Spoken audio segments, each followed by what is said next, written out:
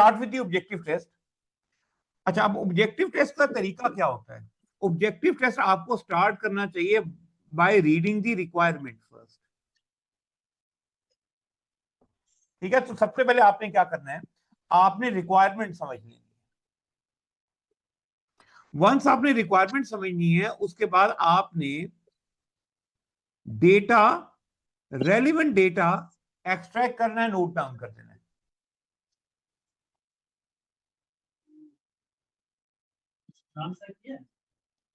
अच्छा, ये भी कुछ बच्चों ने जिन्होंने लेट ज्वाइन किया है, मैंने क्योंकि ये फाइल जो है वो चैट बॉक्स में अभी अभी यानी थोड़ी देर पहले शेयर की थी, तो वो मुझे रीशेयर करनी पड़ेगी।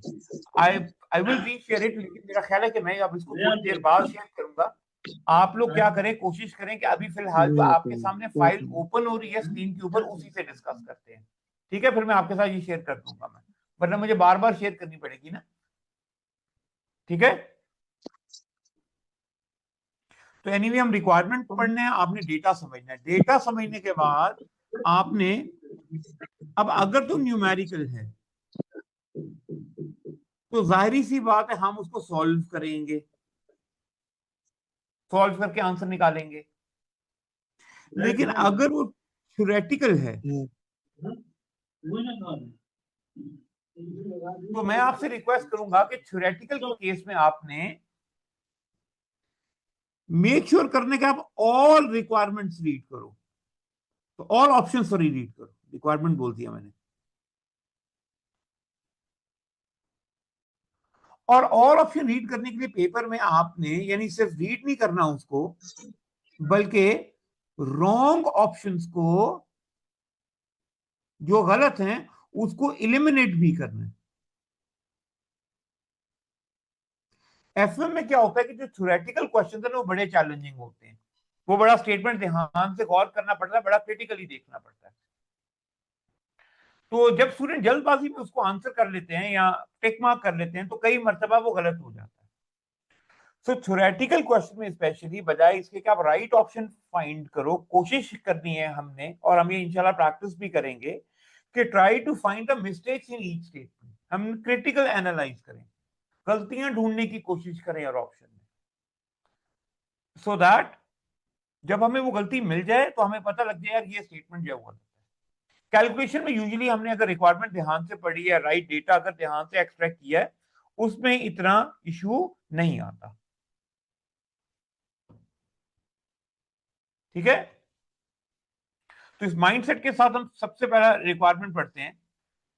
तो ये रिक्वायरमेंट सारा नहीं, सिर्फ ये देखो इतना हिस्सा रिक्वायरमेंट का है।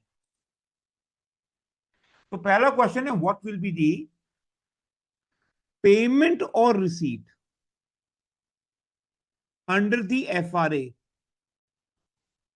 आपको क्वेश्चन में पेमेंट या रिसीट बतानी है एफआरए। तो अगर आपको रिस्क मैनेजमेंट में एफआरए का टॉपिक माइंड में हो, तो आपको याद होगा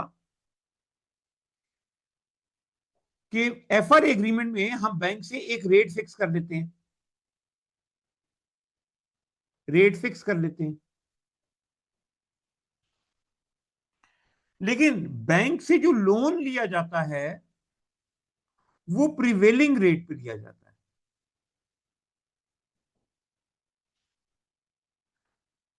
जो उस दिन रेट चल रहा होता है उसी रेट पर मिलता है। हाउएवर जो डिफरेंस है,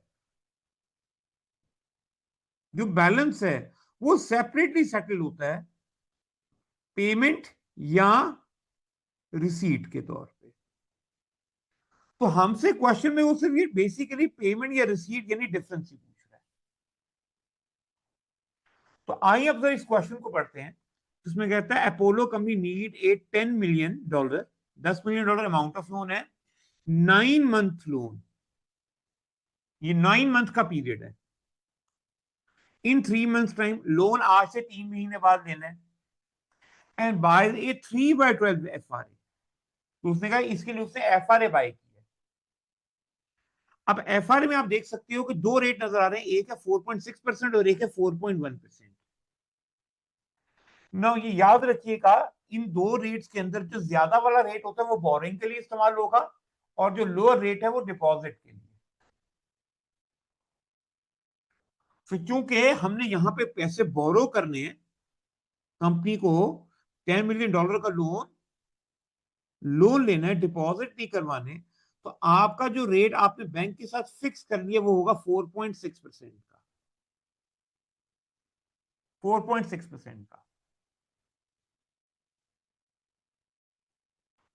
उस जगह इन 3 मंथ्स टाइम, 3 महीने बाद, Apollo company borrows the $10 million at a rate of 4.5%। तो 3 महीने बाद क्या हुआ, उसने जब वो लोन लेने गया तो उस दिन रेट था 4.5% का, यानी बैंक के साथ जो एग्रीमेंट उसका हुआ वो 4.5% पे हुआ। नो, बैलेंस इसका मतलब है ये जो 0.1% है वो उसने पे करना है।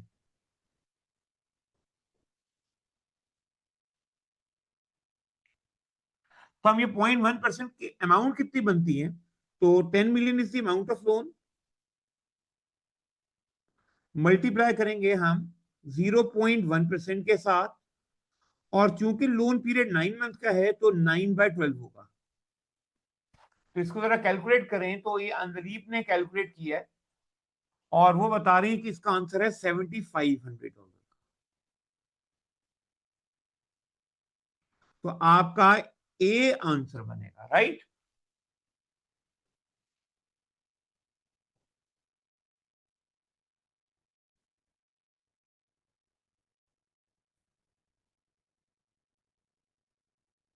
ठीक हो गया ना? आप सबको समझ आ गया ना ये कैसे करना है?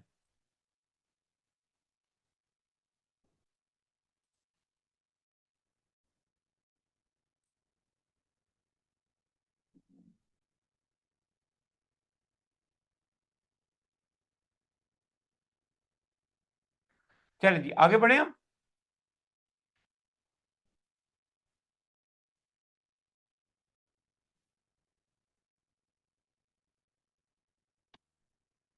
ओके, नेक्स्ट क्वेश्चन को देखते हैं। तो नेक्स्ट क्वेश्चन अगर आप देखोगे तो इसके कोई बैकग्राउंड नहीं, डायरेक्टली वो थ्योरेटिकली पूछ रहे हैं। तो कहता है which two of the following are likely to occur in a country, कहते हैं इनमें से दो ऐसे काम बताओ जो अकर होगा ऐसी कंट्री में that experience relatively low inflation, ऐसी कंट्री में जहां इन्फ्लेशन का लेवल कम है।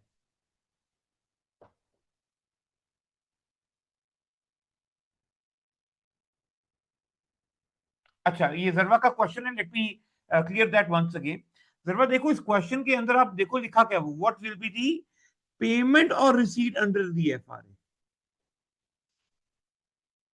वो आपसे वो नेट इंटरेस्ट पेमेंट नहीं पूछ रहा, वो सिर्फ क्या पूछ रहा है, पेमेंट और रिसीट बताओ अगेंस्ट दी एफआरए। तो ये क्लियरली लिखा हुआ है।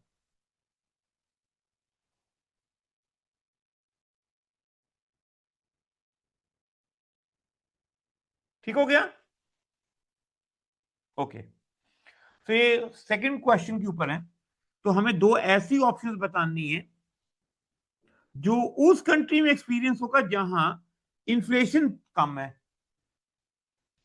इसमें अगर हम देखें तो decrease of profitable investment opportunities, कहता है ऐसी अपॉर्चुनिटीज, इन्वेस्टमेंट अपॉर्चुनिटीज कम होंगी जिसमें प्रॉफिट हो सके। तो दोस्तों क्या लगता है, ये स्टेटमेंट ठीक है? जहां जिन कंट्रीज में इन्फ्लेशन कम होती है, क्या वहां पे प्रॉफिटेबल अपॉर्चुनिटीज लोगों को मिलती हैं?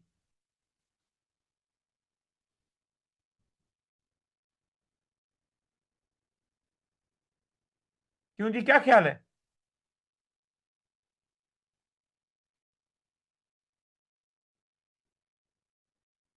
हसनैन, डिक्रीज का वर्ड है यहाँ पे, इंक्रीज नहीं हो रहा, कहता है डिक्रीज होगा। देखने वाली बात है, कहते हैं वहां पे प्रॉफिटेबिलिटी अपॉर्चुनिटीज नहीं मिलती, स्टेटमेंट ये है। जी, ये स्टेटमेंट फॉल्स है, क्योंकि जिन कंट्रीज में इन्फ्लेशन कम होगी वहां तो बिजनेस फ्लोरिश करेंगे, बहुत सारी अपॉर्चुनिटीज मिलनी चाहिए। B, the domestic currency will devalue, कहता है उस कंट्री की जो करेंसी है वो डी वैल्यू हो जाएगी। बताओ क्या डी वैल्यू होगी?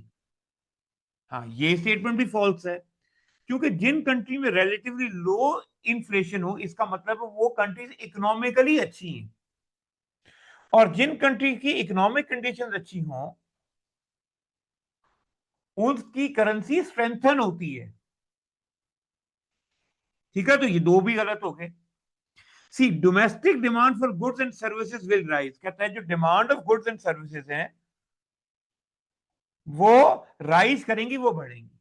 अब ये ठीक होगी स्टेटमेंट, क्योंकि जहां पे लो इन्फ्लेशन होती है वहां पे सारी चीजें सस्ती मिल अवेलेबल होती हैं, और जहां सस्ती चीजें अवेलेबल होती हैं तो फिर जाहिर सी बात है उस प्रोडक्ट की जो डिमांड है वो बढ़ जाती है, लोगों की अफोर्डेबिलिटी में जो होता है इस वजह से। हाँ, हाई बाइंग एबिलिटी होती है, बिल्कुल ठीक है।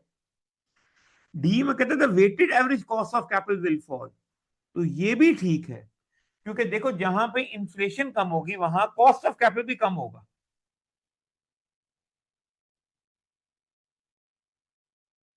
जहां पे इन्फ्लेशन कम होगी वहां पे जो कॉस्ट ऑफ कैपिटल है वो भी कम ही होगा ना।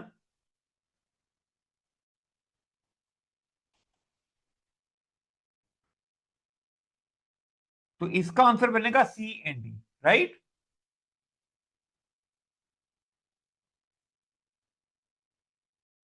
हाँ, बिल्कुल नॉमिनल रेट में दोनों आते हैं, एच यानी रेट ऑफ इन्फ्लेशन,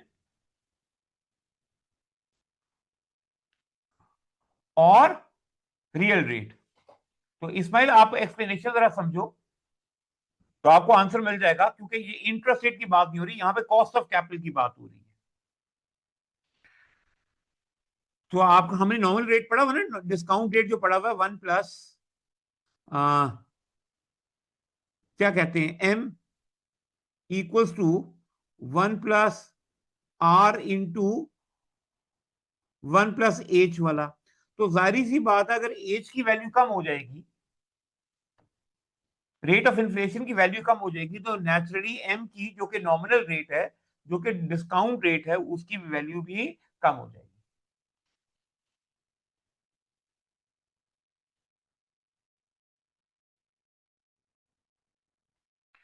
चलिए अब आगे अगर हम रिक्वायरमेंट देखते हैं, पहले रिक्वायरमेंट पढ़नी है, तो उसने रिक्वायरमेंट ये है, कहता है identify by clicking on the relevant box in the table which type of working capital funding strategy each company is employ. तो इस क्वेश्चन में इसका मतलब है आपको क्या करना है, वर्किंग कैपिटल की फंडिंग स्ट्रेटेजी बतानी है। दो कंपनी है, दोनों कंपनी की फंडिंग स्ट्रेटेजी बतानी है।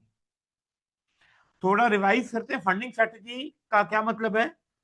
तो फंडिंग स्ट्रेटेजी का मतलब है कंपनी का source of finance, working capital के लिए सोर्स ऑफ फाइनेंस क्या है।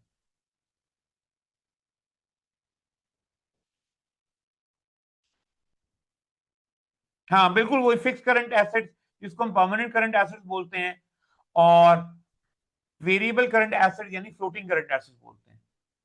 इसमें पॉलिसी भी मैं आपको रिवाइज करता चलूं, वो क्या है।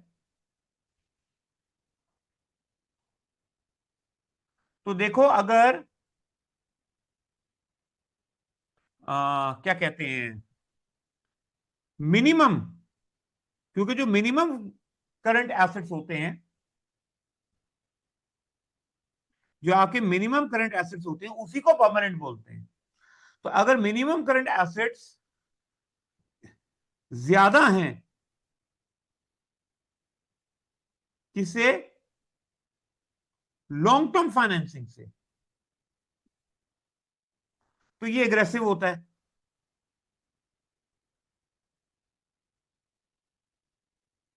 क्योंकि इसका मतलब है कि लॉन्ग टर्म फाइनेंसिंग अपनी नीड से कम है।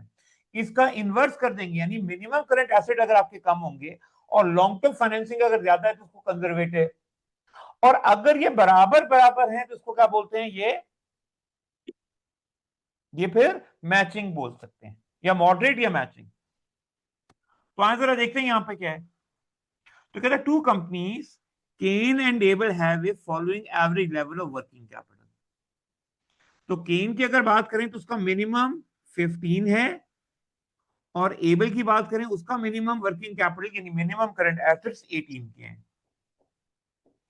केन की अगर बात करते हैं तो Ken working capital is finance with $17 million long term debt. तो केन के केस में अगर आप देखो तो उसकी long term financing minimum current asset से ज्यादा है, ऐसा ही है ना।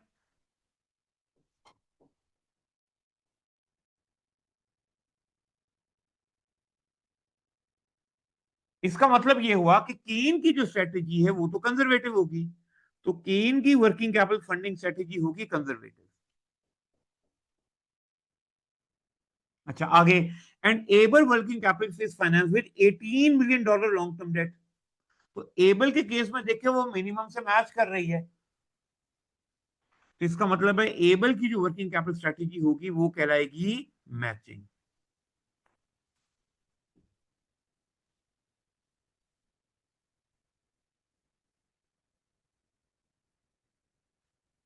ठीक हो गया।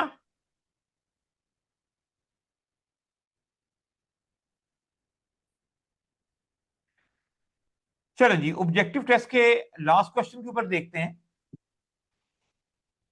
तो लास्ट क्वेश्चन है, what is the earning per share of Remy company.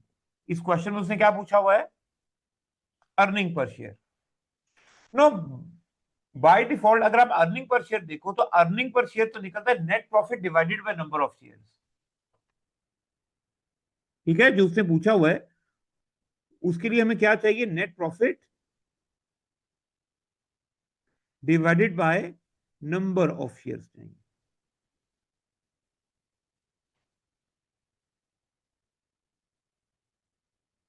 तो अब अगर मैं इंफॉर्मेशन में देखता हूं तो उसे क्या, Remy company is a listed company, it's ordinary share have a nominal value of $0.5, ये उसने एक शेयर की पार वैल्यू बता दी है, and A total nominal value of $30 million, ये उसने टोटल नॉमिनल वैल्यू भी बता दी है, जिसकी मदद से हम नंबर ऑफ शेयर्स तो निकाल सकते हैं, है ना, निकाल ही लेते हैं हम।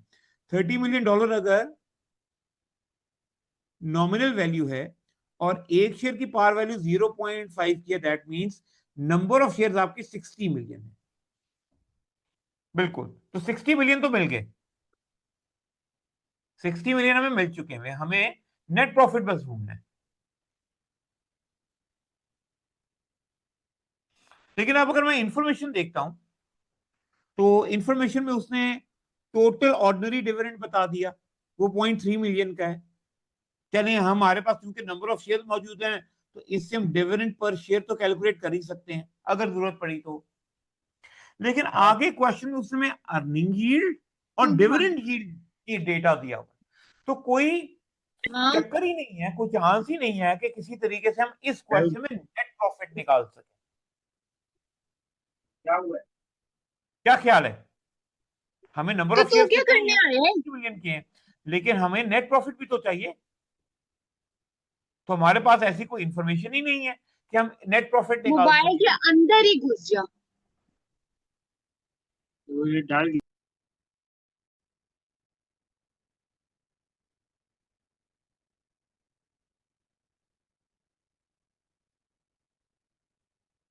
ठीक हो गया।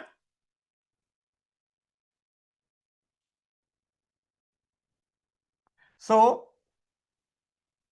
अब हमें कुछ और सोचना पड़ेगा कि हमें कुछ और रास्ता देखना पड़ेगा कि अर्निंग पर शेयर कहां से निकालें। तो इसमें देखो जो अर्निंग यील्ड है ना, जो अर्निंग यील्ड है इसका फॉर्मूला होता है earning per share divided by market price P not. तो यहां से हमें एक आइडिया ये जरूर हो सकता है कि यार यहां पे अर्निंग पर शेयर यूज हो रहा है अर्निंग यील्ड में, तो यहां से कोई ना कोई चक्कर चलेगा, है ना। तो अगर मैं अर्निंग यील्ड देखूं विच इज 12%, ये किसके बराबर है, अर्निंग पर शेयर जो कि हमें कैलकुलेट करना है, लेकिन इसको डिवाइड किससे करना है, पी नॉट के साथ।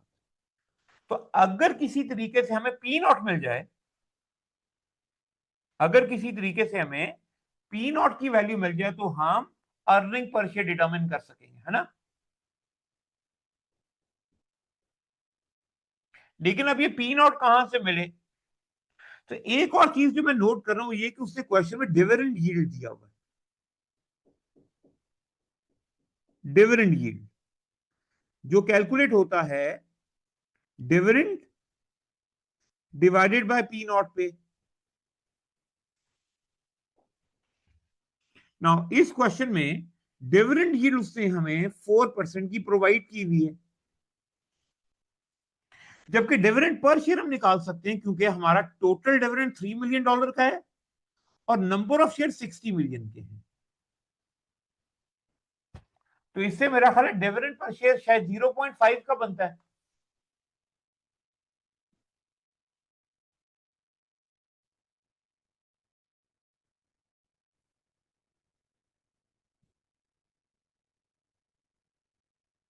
क्यों जी, ऐसे ही है ना?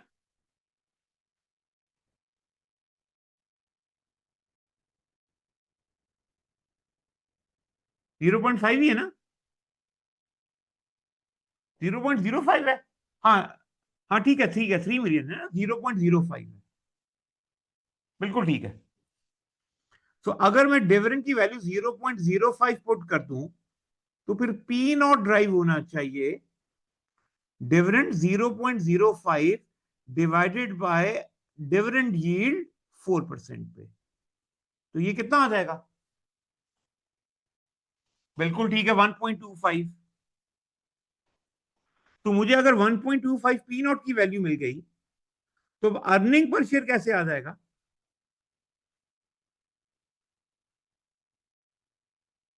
तो अर्निंग पर शेयर आना चाहिए P not 1.25 multiply by earning yield of 12%।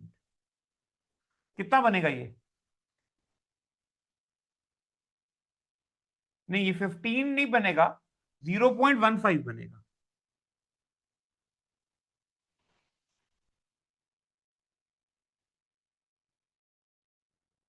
तो ये इसका आंसर देखो, ये सी 0.15 आ गया। तो उससे को 3-4 रेशियोज को कंबाइन करके ना एक क्वेश्चन आपके सामने बना दिया, राइट?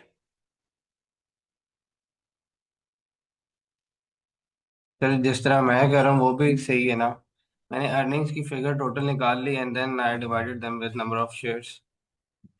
हाँ आपने टोटल में कर दिया होगा ना, देखो मैंने 9 डिविडेंड मिलियन को अर्निंग्स डायरेक्टली आती डिविडेंड है। पर शेयर ले गया, पहले पहले स्टेज पर थी डिविडेंड को पर शेयर ले गया, ठीक है। मैंने 3 मिलियन ले लिया था।